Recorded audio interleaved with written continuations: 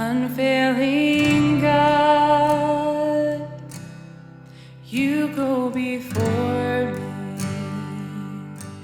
My every breath is held in your grace.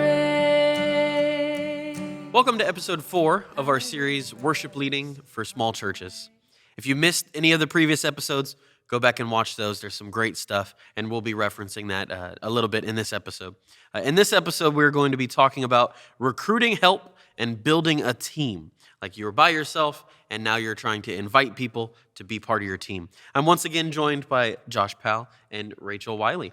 I'll start here. The biggest thing or the first thing that you need to do if you're in a small worship team or you're by yourself is praying for your church. Yeah. Praying for your congregation, praying for the pastor, but also praying that God will bless your church with members, with instrumentalists, with other vocalists. That is the first thing. If you're not doing that first, then something's out of order.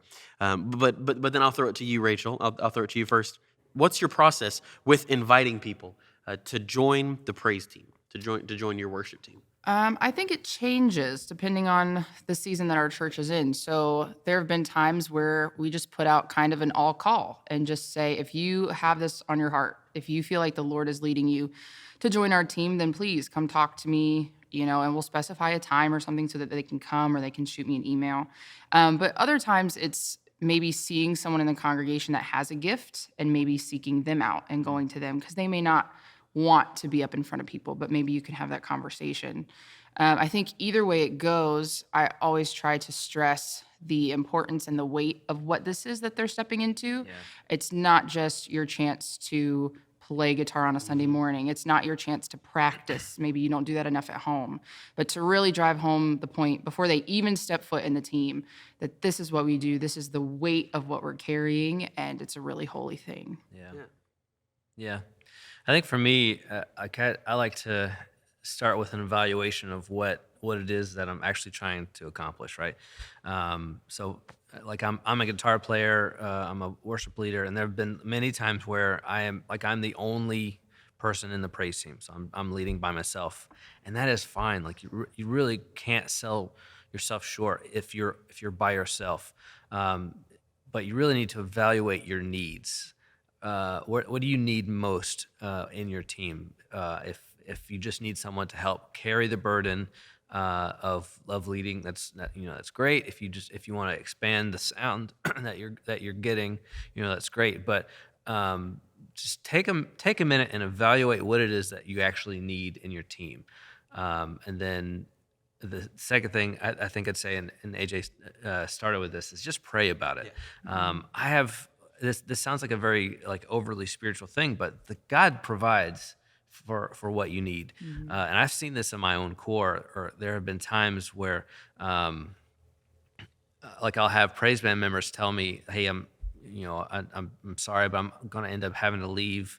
We're moving, take another job elsewhere." They're my only drummer, my only bass player, and I stress about who am I going to get to fill this role, and miraculously, God provides someone in that time to take their place, and it's been that way for the last 8 years or so at my church, where God has provided for what we need. And I honestly believe that if God has you in this place, in this season of your life, He will take care of you, and He will provide for what you need in your church.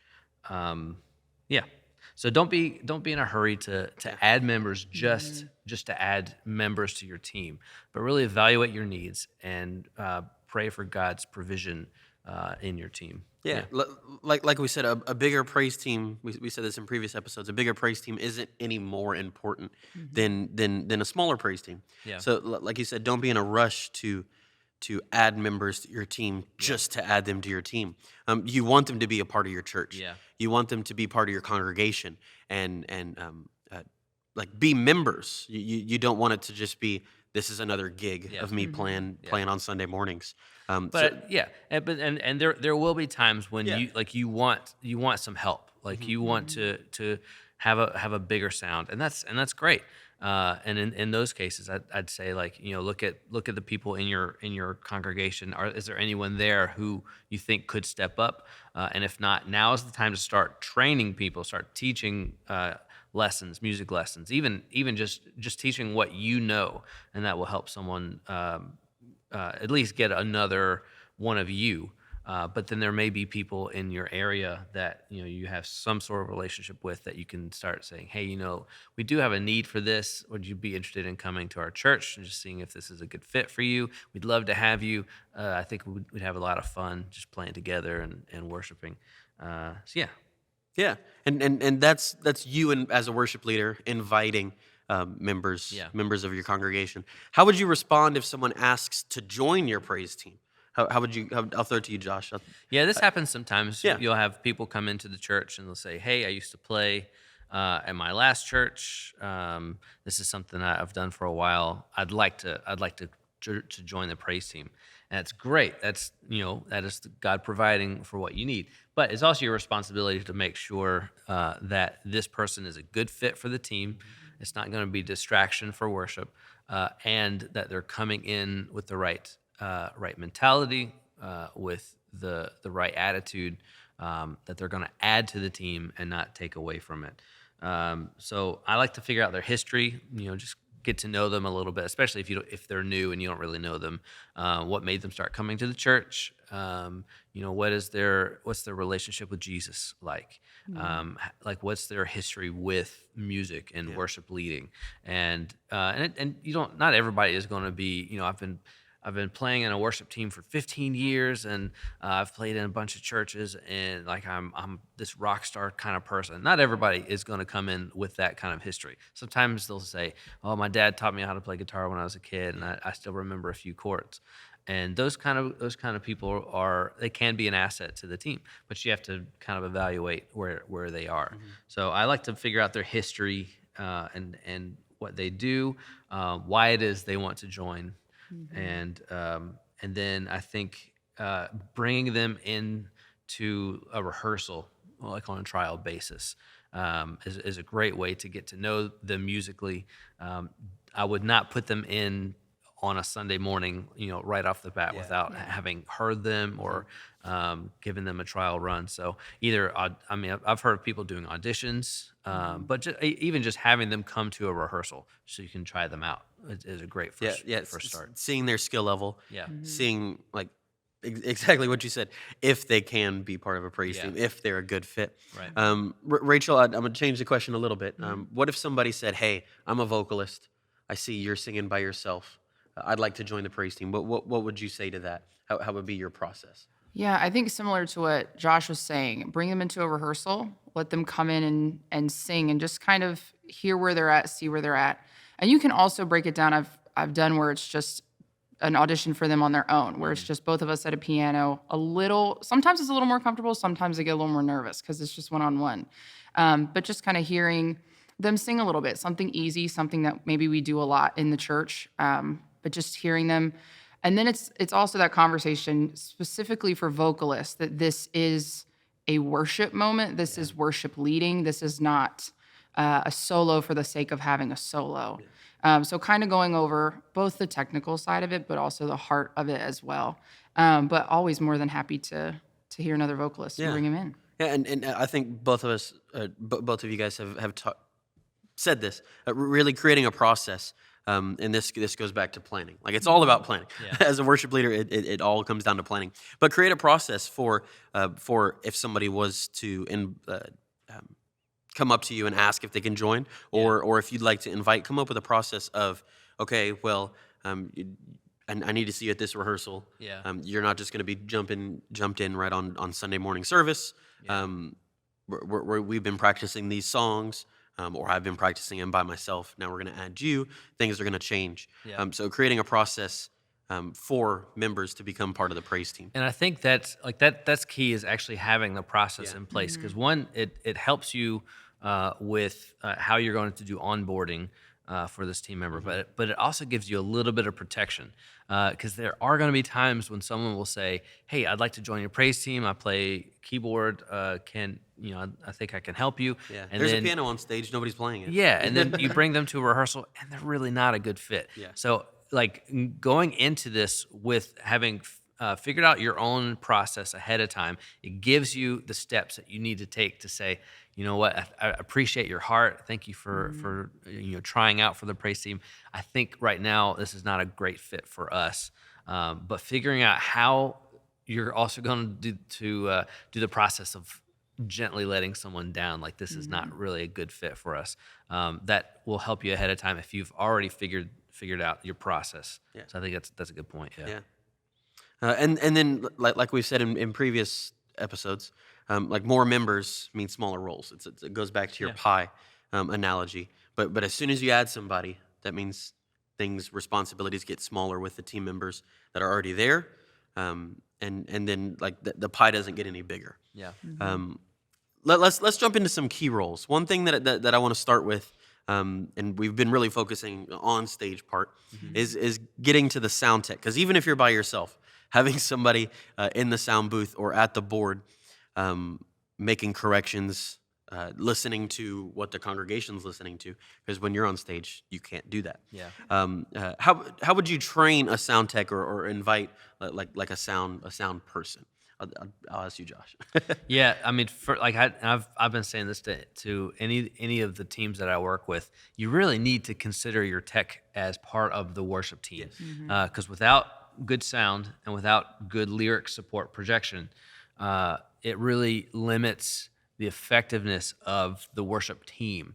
It doesn't limit the effectiveness of worship, but the ability for the team to lead a congregation becomes limited when you sound bad and people don't know the lyrics. So really start thinking about your tech team, your sound people, your lighting if you have it, your graphic support as part of your team. So as you're doing your planning, you're making sure that they are in the loop. These are the songs that we're doing. In an ideal world, you're gonna your sound guy is going to also be listening to the songs that you send out, so they can say, oh yes, like on this part of the song there may be an electric guitar solo, or on this part of the song we're going to switch vocals to the other vocalist is going to sing lead on this.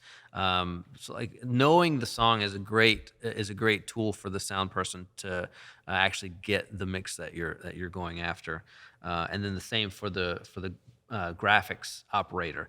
The better they know the song, the more accurately they're going to be able to advance slides at the right time. They'll know the roadmap ahead of time. So consider your sound and your graphics operators as part of your team. That's I think that's key. And then providing, and this may not be the responsibility primarily of a worship leader. I always kind of take it upon myself to make sure this is happening, but make sure your sound and your graphics team get training. A lot of times we will find an eager young person in our church to say, hey, we'd like to get you involved. How would you like to run the soundboard? And we just kind of throw them to the wolves in the back with this board with the flashing lights and the knobs and the faders, and we say, all right, this channel is the pulpit. Just unmute it and mute it when the pastor is getting up to speak. Training needs to be more than that. So we, as worship leaders, because sound is so important to what we do, kind of make sure that we need to make sure that that the sound and the graphics people are trained properly. Yeah. Yeah. And then you as the worship leader, it's kind of your amongst all of your primary roles. Yeah. But understanding that tech that your church has. Yeah. Understanding and being able to train that. You have to know the equipment yourself. Yeah. It is your church. You are leading the people. You're leading your team. That's part of your team. Yeah. That's your equipment. That's your church. Yeah. You need to learn that. And so just you like can your train instrument. it. Yeah, Exactly. because Exactly. Just like your instrument. the sound tech is part of your instrument, especially as a worship leader. So that's a great point. Worship leaders need to know how to run basic sound systems. Yeah. You may not be the greatest sound engineer, but at least know how to get good sound at the beginning. because there may be times when like there is no sound person out there, and you need to like run back, get a very quick dirty mix and be ready to roll. But you need to be able to get that together. Yeah, and then you touched on it, listening to the songs before, but I'd take it a step further and being at rehearsal with the Yes. group. You're part of the members. You're part of the team.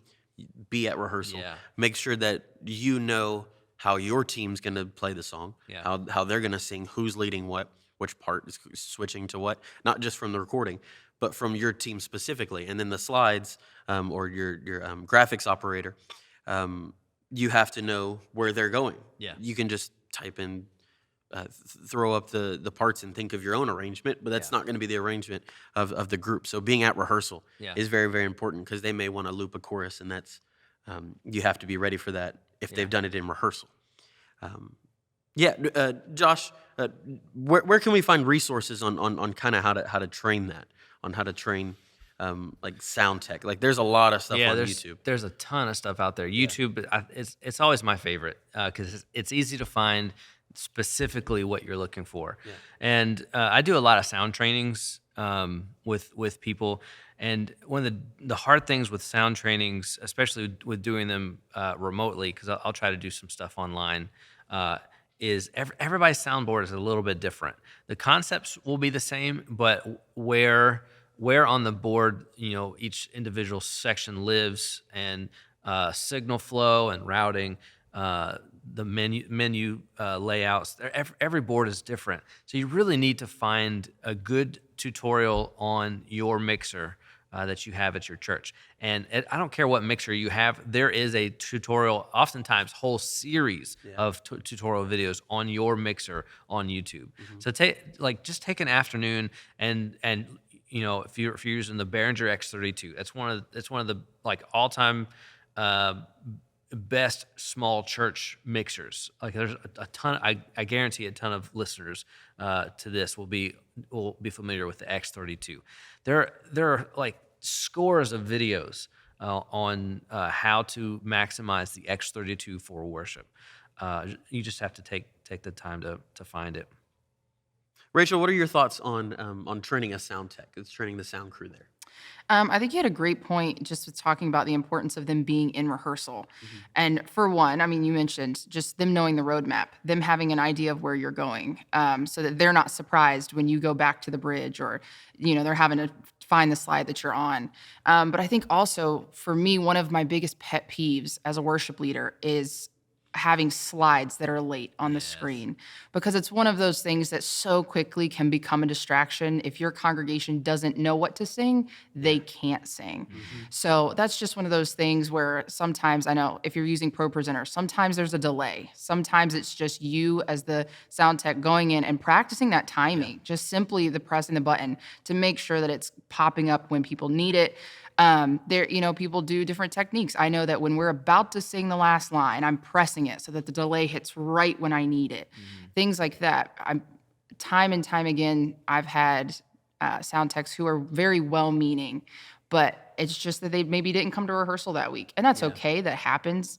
But if we can do our best to be there, again, they're a member of the team. We want everybody involved so we can cover that stuff. And they're just as important as what's happening on stage. And I think that also includes us as worship leaders making sure they feel included, making sure they feel appreciated, and making sure we're saying thank you. Yeah, and then within that, like, people read ahead. You can switch it at the last two words. People are, especially in the chorus, we know it. Let's get to that next section.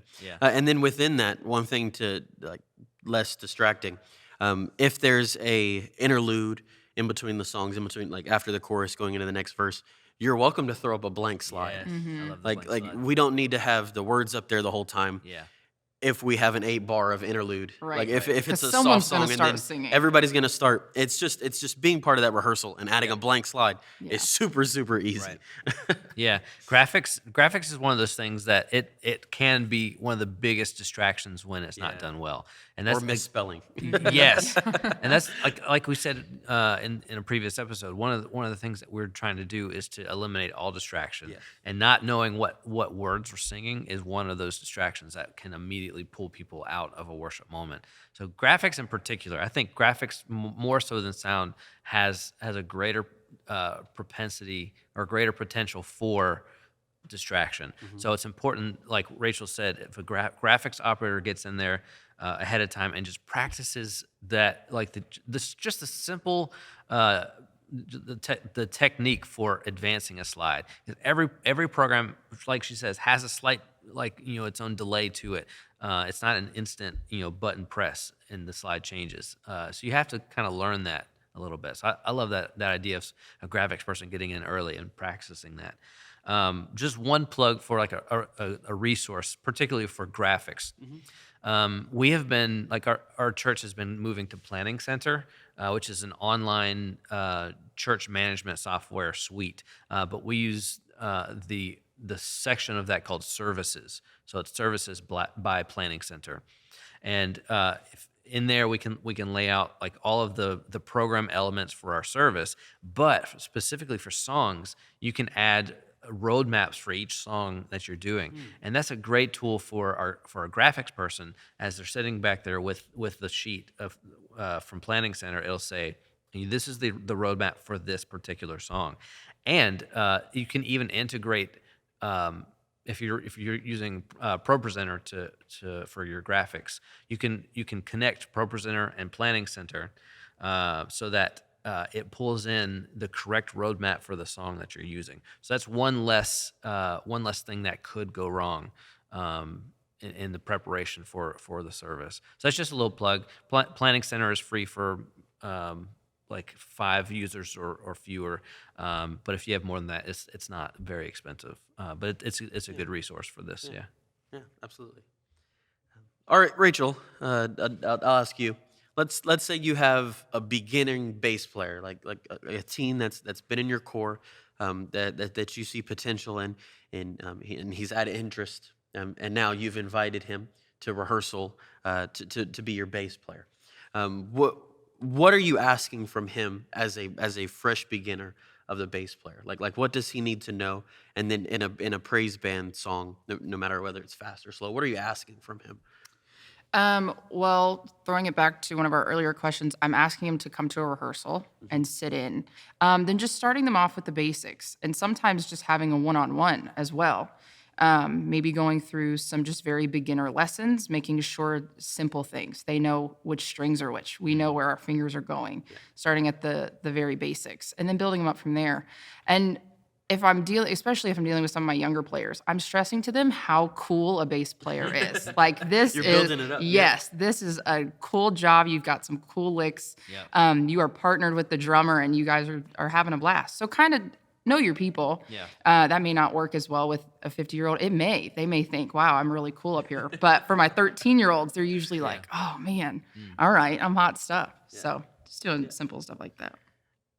Josh, what's your take on having a bass player join your group? Yeah, I love when bass players join because it takes a little bit of the pressure off of me to cover like the low end from guitar, and it never really works well.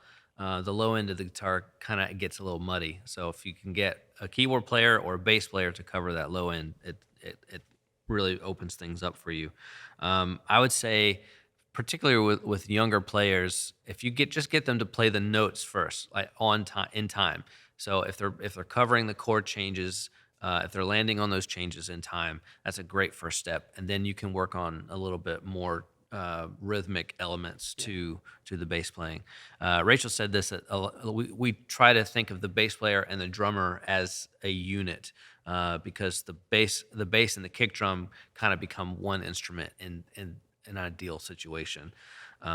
So particularly if you're playing with a drummer, you want the drummer and the bass player to kind of lock in together so that the kick drum and the bass are playing the same rhythm that gives tone to the bass to the kick drum, and it gives punch to the bass guitar. So that's one thing I try to get my younger players to do is just watch the foot of the drummer and see if you can play that rhythm, and then we'll be in good shape. Yeah.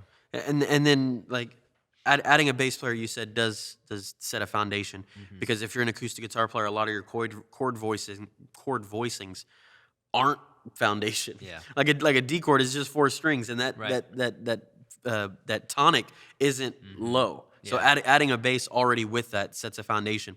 But then also, like you said, making bass fun, making it sound like build them up, build them up, and keep them interested.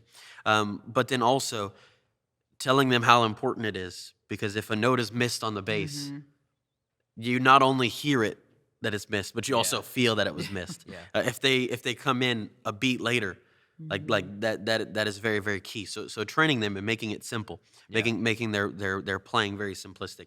Just follow the kick drum, and then making sure that you're playing the root notes. Make sure you're playing simplistic playing. And then differentiating, like when the song's getting bigger. Like one thing that you can ask of a beginner bass player is held out notes for kind of softer stuff, and then just straight quarter notes, driving quarter notes. The band is building here. If you give me a doom doom doom doom driving quarter notes with that adds so much. It really does to your sound there. Let me ask you guys a question. Let's say, like, if you're a guitar player and you have a keyboard there with you, or if you're just a guitar player by yourself, if you don't have a drummer, is there a different philosophy for getting a bass player to come in just by themselves? Like if it's just a guitar and a bass guitar, is there a different approach to training that kind of bass player without the drummer? Does that make sense? I'll go since I'll answer a lot of questions. Go for it. I was going to ask that question. I was going to ask Josh that question earlier. Yeah, because that's one of the hard things that I found as a worship leader. It's like if I'm just by myself, if I have someone come in and they'll say like, "Hey, I play bass. Can I play with you?" But we don't have a drummer. A lot of times, bass and drums kind of go hand in hand. So, but I think there is a way that you can use one without the other. You just kind of have to approach it a little bit different. I was just curious if you guys have a different approach to that. Maybe not a different approach, but my philosophy is that if you're without a drummer, the acoustic guitar is still more of that rhythmic. And then the acoustic guitar and bass coincide as if it was the drummer and bass player there. Because acoustic guitar is so rhythmic, it's almost like a hi-hat with notes. It really is. It's crazy how much you can make that sound like a hi-hat, even though you're playing chords. So then if it's with an inexperienced bass player and I'm leading from acoustic guitar, I'm more of that rhythmic and he's helping me with that foundation because I'm only playing 4 strings at sometimes, or capoed up. I'm even higher than that. But if it's a more experienced bass player and I don't have a drummer, then that's less I'm doing as an acoustic guitar player, because then he's carrying a lot of the rhythm and syncopated rhythms or so it does work. Driving things like that. It does work. You have a bass player but no drummer. I think it does work. It absolutely does. All right, Rachel. Since we did mention drummer, I'll throw it to you again. We have a beginner kid, a teenager who's taking percussion in school, and then you've invited him, and now he's in rehearsal, and you're wanting to have him join your praise team as your drum set player or your percussionist. How would you go about doing that? Josh has mentioned before in these episodes, YouTube is a beautiful thing. So getting him plugged in, whatever the songs may be, I would bring him in a couple rehearsals early. And whatever the songs may be that we are looking at, if we do have that time in rehearsal that we can practice things weeks in advance, then having him or her, ladies can play drums too. I have a girl drummer. Oh, I love that. In my teen praise team right now at my church. Ladies, you can do it. Okay. Almost the whole praise team, besides my pianist, is females. So I love that. Teaching a female bass player and a female drummer. That's amazing. Just having them listen to it on YouTube, but also YouTube's great for instrument-specific tutorials. So just having them listen, if maybe that's too advanced, I am a big advocate for a 4 on the floor. Just keeping that steady beat, and maybe that's all they do for the first song. Maybe it's just very simple kick drum, snare kind of thing. We're just keeping the basics, or even scaling it down to like a cajon or a djembe, something that is just one and done. They have a little less to maybe worry about, and we can start small and then grow up from there. And then, I mean, with cajones and things like that, you're also talking about a little bit more budget friendly. So if you don't have a full kit, you can start there. And then my take on that is if it's you by yourself already, think of it as like a one-man band. Like Yeah. you have your foot, you're playing on the kick. If that's where they are right now, then of course add them. Yeah. Yeah. If they can keep time, of course this is practicing. All of the instrumentalists need to practice with the metronome. Yep. But making sure that we can keep steady time Yeah. with our foot, adding that kick drum, Yeah. will add so much to just an acoustic guitar Yeah. or just the pianist, which can't really add as much percussiveness. Right. But adding a kick drum and then adding a snare groove Yeah. and then keeping a simple rock beat. Yeah. Like that's where I Yeah. take all the drums away. Yeah. Maybe just a hi-hat, snare, and kick. kick. Yeah. And getting them just That's all boots you and need. cats and Yep. Yeah. That's all you that need. adds so much to any song. See, like Yeah. people get overwhelmed when they they start learning to play drums, and then they figure out all the fills, and that's what people practice so often, like these fills, and they don't practice the actual like drum rock beat. I think like that's where we need to live for a young worship drummer, is like own that rock beat, just that normal like no fill rock beat. And then when you get that down, you can add like what they call it, the Pat Boone, Debbie Boone kind of fill. You do that, just do that all day long, and like that's all we need. We don't need the flashy fills, just a regular old rock beat, and we'll be in good shape. Yeah. And then within that rock beat, of course, in 4. Most of music is in 4/4. So keeping boots in, cats in, boots in, cats in. But a lot of praise and worship music is 6/8. Yeah. So Yeah. getting them, if you're going to do a song in Yeah. 6/8, getting them to change their mindset into 1, 2, 3, 4, 5, 6, making sure that they can get those difference, because you can't play a 4 beat over a 6/8 song. We know that. But the beginner drummer may not know that. So getting them into two things. It's learning 4/4 and learning 6/8 and keeping everything simple. Yeah. Practice with the metronome. Make sure that you Practice can with keep the time. metronome. Everybody does. The bass player, you as yourself needs to. But Yeah. as a drummer, you're driving the bus. If you're slowing down, people will tend to follow you. It's Yeah. hard for people to lead the drummer a little bit more. Yeah. So really keeping time with that Yeah. 6/8 and 4/4 hi hat, snare, and Yeah. kick. Yeah. I love adding drummers to worship teams, because I think more than any other instrument, they can bring the energy that you're looking for. So a drummer can shape the energy level of a song probably more than any other instrument. But I think the challenge with a drummer is that a drummer can also derail a group and a worship set quicker and more intrusively than any other instrument. So that's why, like, I tend to focus on, especially in rehearsals, I focus on drummers more than anything else. And it's not good. I really should be splitting my time evenly among the instruments. But in my experience, if the worship leader and the drummer are in sync, if they're in lockstep, it will be fine. Like everyone else will fall in, and it'll be fine. But if the drummer is having trouble keeping time, that's where you really start to have trouble. So as you're working with your young drummers, really encourage them, practice this with a metronome. And not everybody has the ability to practice on a full drum set at home, but even just like with sticks on a practice pad, listen to that song, and have a metronome going, and just practice on just a practice pad. Yep. will go a long way. Pillows and a practice pad. Yep. Speaking of that, keeping things quiet. If you are adding a drummer into your praise team, the congregation might not be ready for that. Yeah.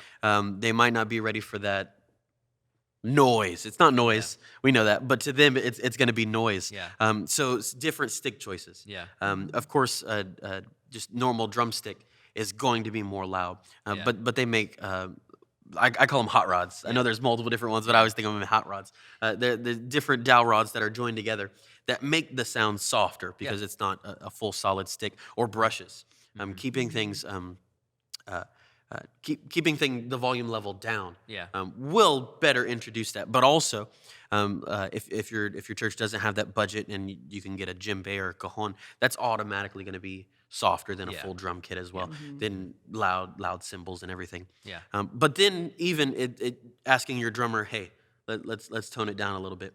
because usually drummers like to they like to be loud and bang on things, especially as new beginners. But reminding them, hey, this is a quiet part in the song. Yeah. And then informing them for for softer songs.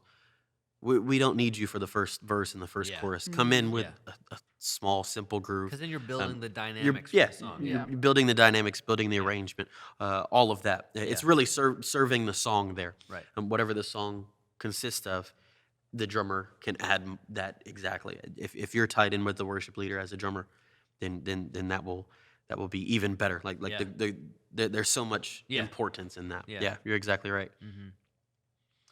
Josh, as a guitar player, you have. Let's say you're leading from acoustic guitar, and you see Promise. You're teaching this teen. Let's say this teen, electric guitar. He's been interested in electric guitar. What are you? What are what's your process in teaching him electric guitar for playing in a praise band? What do you need from him? What are you asking from him? Yeah. So electric guitar is one of those things, and I kind of grew up. Like guitar is my main instrument, and I spent a lot of time in the middle as a primarily electric guitar player.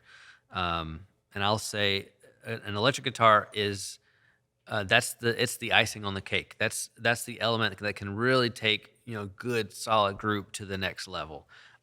But it is probably the most expendable instrument. It's the first thing I would cut. It's the first thing I would cut. If you had to cut something, it's the first thing I'd cut. I think if you were a small team, if you're by yourself as an electric or as an acoustic leader, and you had someone interested in playing electric, and you didn't have anybody playing drums or bass or keys, I would almost see if you can get them to learn how to play bass. And maybe add a bass player before an electric guitar player. But let's say you're blessed to have a drummer and a bass player, and you now have a fourth member of your team that wants to come in and play electric guitar. That's a wonderful thing. So I look at electric guitar as it's an atmospheric instrument, and it's a rhythm instrument. So when it comes to electric guitars can do great things with just playing a pad, right? Just using pedals to create this ambient, reverby, delayed kind of sound to create a pad for everybody to play on top of. There's nothing overly flashy about it. It's just playing just this even pad.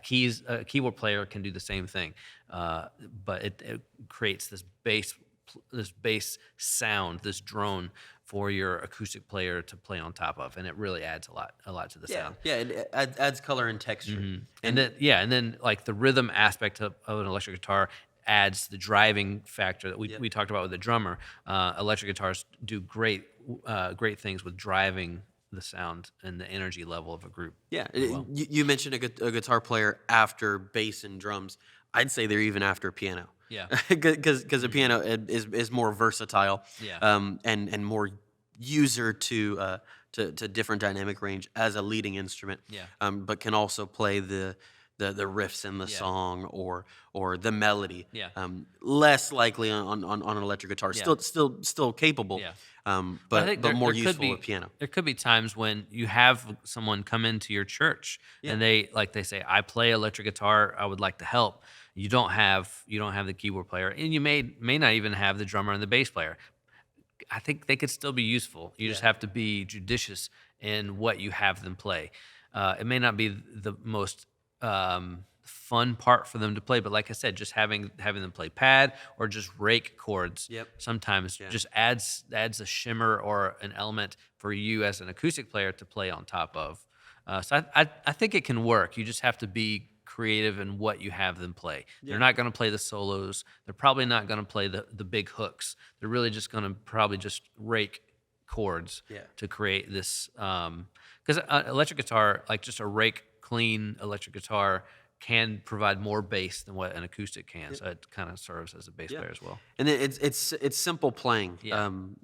Simple playing in time.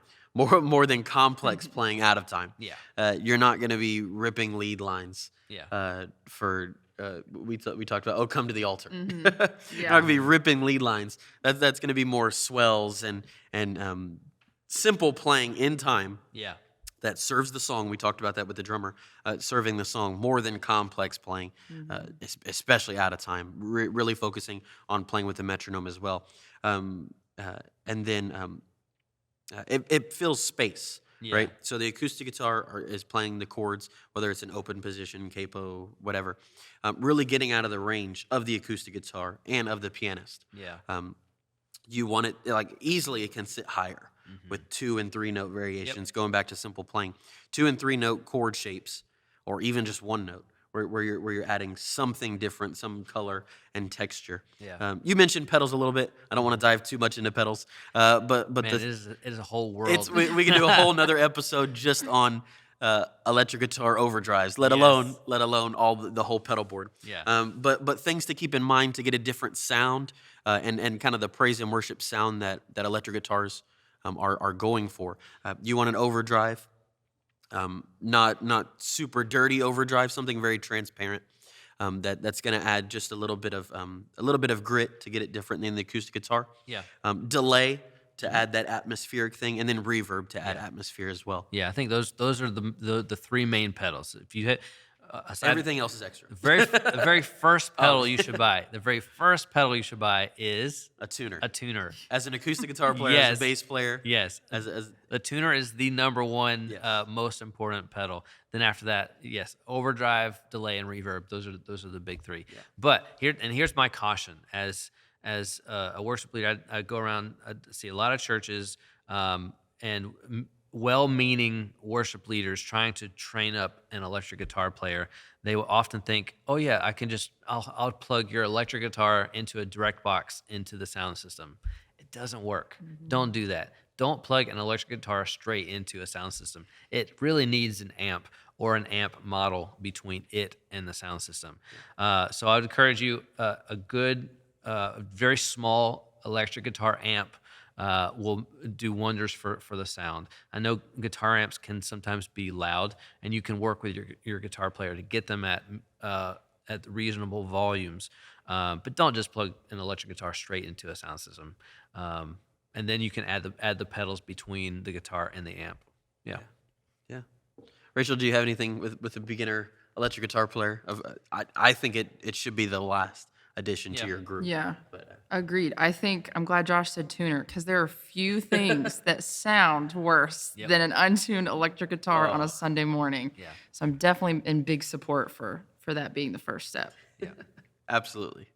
But if we haven't mentioned it before, but if you're out of tune, then that's a distraction to worship as well. So make sure that you're tuning your instrument. Yeah. Keyboards have it easy. Yeah. Yep. Keyboards have it easy. Well, thank you guys for joining me in this episode. I know we didn't touch on vocals, but little teaser, it's for the next episode. It gets its own episode by itself for adding vocalists and adding members of your team that sing. Things to remember. Of course, practicing with your team, and we talked about rehearsals. Adding new members into rehearsals first, not jumping straight into the Sunday morning service. Make sure that they are part of your congregation, part of your church, members of your team, and then see how they play as well. Once again, more members equals smaller roles. We shouldn't be in a rush to invite members just for the sake of inviting members. Make sure we have a plan. Yeah. This goes back to planning. Make sure we have a plan and stated a process in inviting new members to our team, and then people's roles get smaller. Yeah.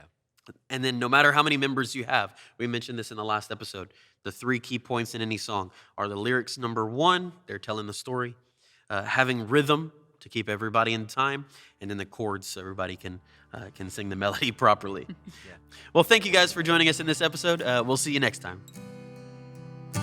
Thank you for listening to this episode of Worship Leading for Small Churches. If you liked this episode, we would appreciate if you'd like and share this with others. Tune in next Wednesday at 10 a.m. where we continue our discussion. We will see you next time. Thank you for listening, and God bless.